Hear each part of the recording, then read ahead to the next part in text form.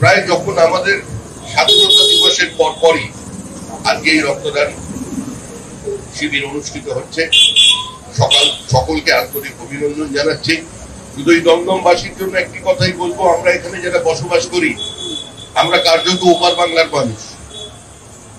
ওপার বাংলায় আমাদের কিন্তু রামনারায়ণ রাম চলেনি, একই বৃন্তে দুটি কুসুম চলেনি।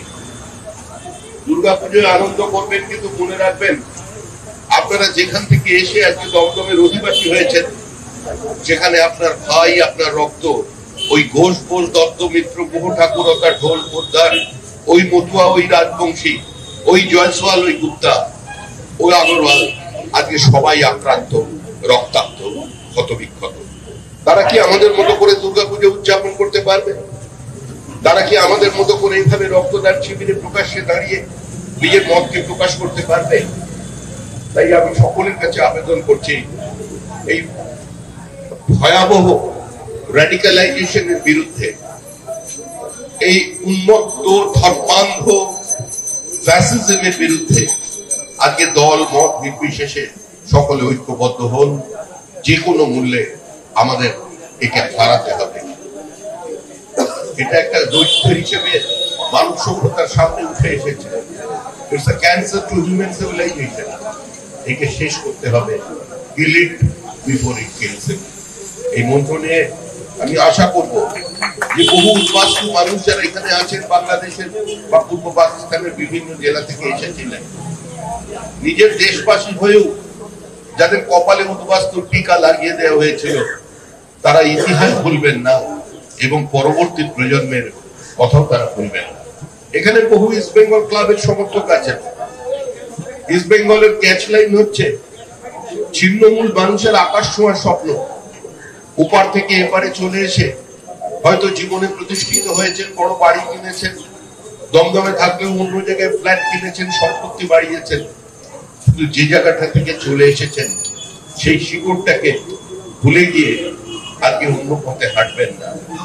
দেশ থাকলে তবেই দল থাকবে, তবেই ভিন্ন মত থাকবে, তবেই মোহনবাগান ইস্ট বেঙ্গলের খেলায় আনন্দ করতে পারবেন।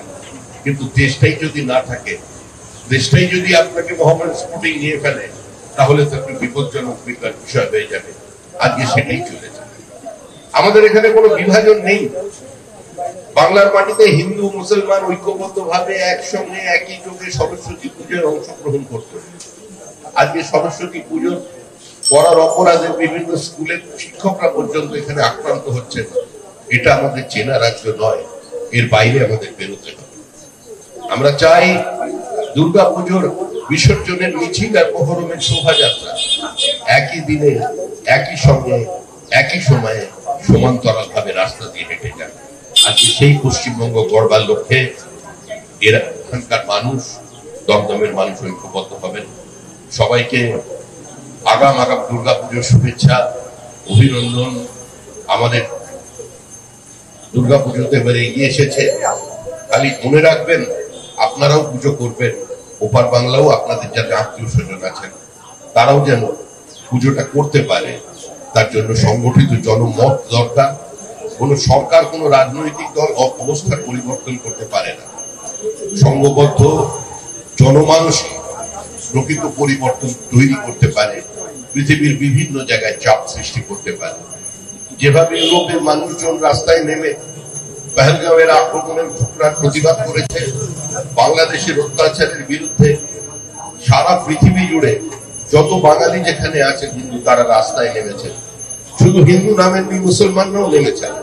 যারা মুক্ত মনস্ক প্রগতিশীল মুসলমান আছেন, যারা মনে করেন আজকের ধর্ম হলো গণতন্ত্র আর আজকের রাজনীতি হলো উন্নয়ন, তারাও প্রতিবাদ করেছেন। বাংলাদেশে শুধু মন্দির ভাঙা হয়েছে, শুধুমাত্র হিন্দুরা অত্যাচারিত হয়েছেন, শুধুমাত্র হিন্দু মহিলাদের বলপূর্বক ধর্মান্তরিত করে তাদের বিয়ে করা হয়েছে এরকম নয়। অসংখ্য মুসলমানও খুন হয়েছেন।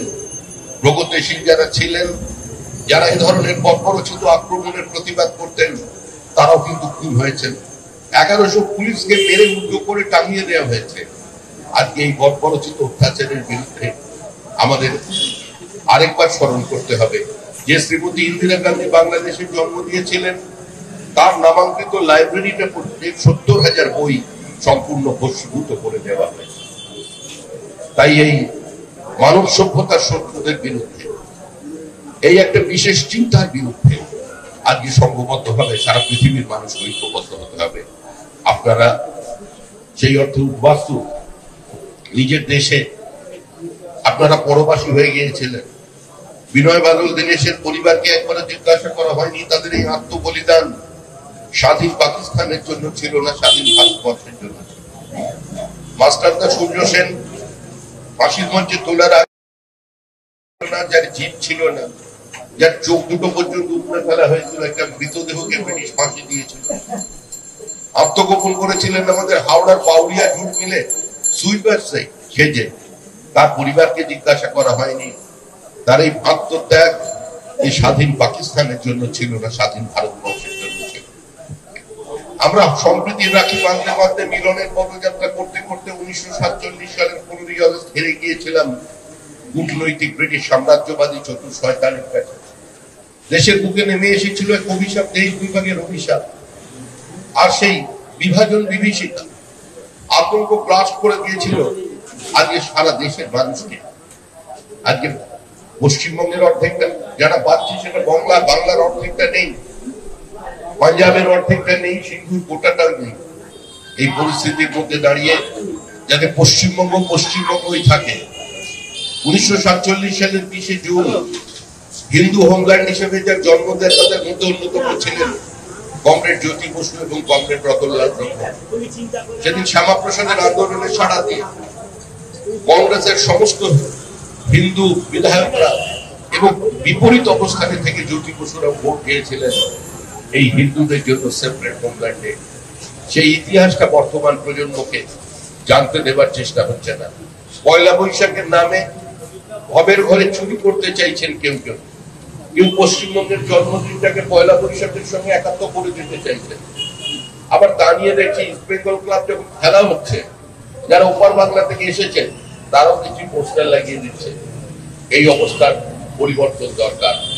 একজন সুন্দর একটা কবিতা বললেন, যে একটা লাইন বললেন, খুব ভালো লাগলো শুনে, যে যাদের জন্য ছাড়লাম দেশ তারাই করেছে বাঙালির বেশ।